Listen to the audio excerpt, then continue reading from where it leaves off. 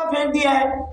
تو بتاؤ، میں مثال یہاں پر صرف سمجھانے کے لیے دے رہا ہوں، یہاں پر کوئی ایسا ہلکا لفظ نہیں استعمال کر رہا، کیونکہ رب تمثیل سے پاک ہے، مثال سے پاک ہے، لیکن رب تحفہ دے رہا ہے اپنے محبوب کو ہمارے لیے، دینے والا دیکھے، لینے والا دیکھے۔ اور ہم اگر نمازیں نہیں پڑھتے ہیں، گویا ہم نے اپنے پیٹھ کے پیچھے اس تحفے کو ڈال دیا ہے۔ بتاؤ میرے محبوب کو کتنا دکھ ہوتا ہوگا کہ میں رب سے وہ تحفہ لے کر آیا اپنی امت کے لیے، 50 سے 5 کروا دیے، پھر بھی میری امت ان 5 کو بھی وقت پر اور پابندی کے ساتھ نہیں پڑھتی۔ بتاؤ ہم اپنے محبوب کو کیا منہ دکھائیں گے؟ حضور سید عالم صلی اللہ علیہ وسلم نے کل ہم سے قیامت میں اور محشر کے میدان میں پوچھ لیا، بتاؤ تو صحیح تم نے نمازیں کتنی پڑھی تھی؟ ہم کیا منہ دکھائیں گے؟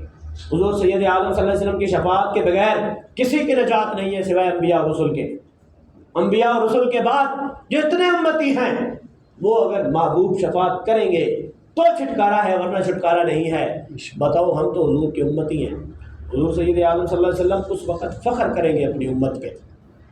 حضور نے خود فرمایا نیکیاں زیادہ کرو اور اپنی اولادیں زیادہ بڑھاؤ، اس لیے کہ میں اس محشر کے میدان میں اپنی امت پر فخر کروں گا کہ یہ میری امت ہے۔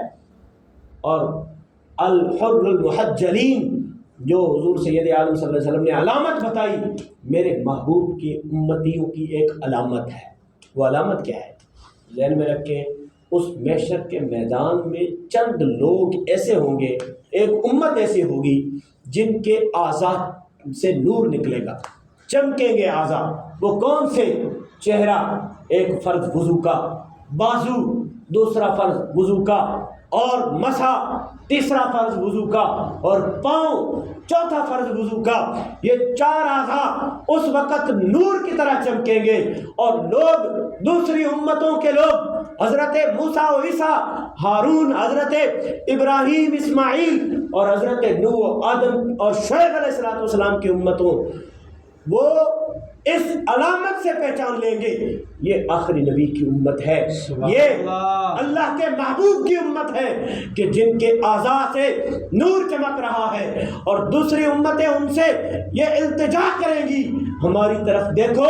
ہمیں محشر کے میدان کی شدت کم محسوس ہوتی ہے جب تم ہمیں دیکھتے ہو، وہاں سے جو نور نکلتا ہے اس سے دل پہ آرام پہنچتا ہے، اور ہمیں اس گرمی کی شدت میں کمی محسوس ہوتی ہے۔ صرف ہماری طرف ایک بار دیکھ تو صحیح امت محمدیہ کا بندہ۔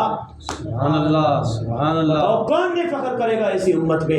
حضور نے فرمایا میں اپنی امت پہ فخر کروں گا، لیکن تب جب ان کے وہ نمازی ہوں، وہ نماز کے لیے وضو کرتے ہوں اور وضو سے وہ اعضاء چمکتے ہوں، تو حضور سید عالم صلی اللہ علیہ وسلم بھی فخر کر کے کہیں گے اے آدم یہ میری امت ہے، نوح میری امت ہے، موسیٰ و عیسیٰ یہ میری امت ہے، دیکھو میری امت کے اعضاء نورانی چہروں سے چمک رہے ہیں، اور آپ کی امتوں کے لوگ وہاں سے فائدہ لے رہے ہیں۔ سبحان اللہ۔ حضور سید عالم صلی اللہ تعالیٰ علیہ وسلم نے اس طرح اپنی امت سے امید لگا کر آپ صلی اللہ تعالیٰ علیہ وسلم اس دنیا سے بظاہری طور پر چلے گئے ہیں، لیکن ہمیں ضرور اس بات پر سوچنا چاہیے کہ اللہ رب العالمین اور حضور کی دربار میں ہم نے ضرور پیش ہونا ہے، پیش ضرور ہونا ہے۔ کل کیا منہ دیں گے؟ ذہن میں رکھیں، ہم چھوٹی موٹی ملازمت کرتے ہیں نا، تو مہینے کا اگر کام ہمیں کسی بڑے آفیسر کے سامنے پیش کرنا ہو تو ذہن میں رکھو ایک ایک دن کا حساب اور ایک ایک دن کا کام ہم اس کو کر کے لکھ لیتے ہیں، اور اس کو اچھی طرح سے وہ کارکردگی پیش کر دیتے ہیں، کہیں نوکری نہ چلی جائے، کہیں وہ سزا نہ دے دے یا کچھ اور۔ لیکن رب تعالیٰ کے سامنے پیش نہیں ہونا، رب تو احکم الحاکمین ہے، اس کے سامنے تو پیش ہونا ہے، اور وہاں پر صرف چھوٹے موٹے کاموں کی لسٹ نہیں پیش کرنی، اپنے الفاظ بھی پیش ہوں گے۔ فلاں دن فلاں بات آپ نے بولی تھی، وہ اس کی ضرورت تھی، بے فائدہ بات کیوں بولی گئی؟ زبان کا حساب ہونا ہے، نظر کا حساب ہونا ہے، اور ان پاؤں کا حساب ہونا ہے، ہاتھوں کا حساب ہونا ہے، اور رب تعالیٰ نے ایک ایک عمل کا حساب وہاں پر لینا ہے، اور ہمیں کوئی فکر نہیں ہے کہ ہم نے کسی کو حساب بھی دینا ہے اپنے عملوں کا۔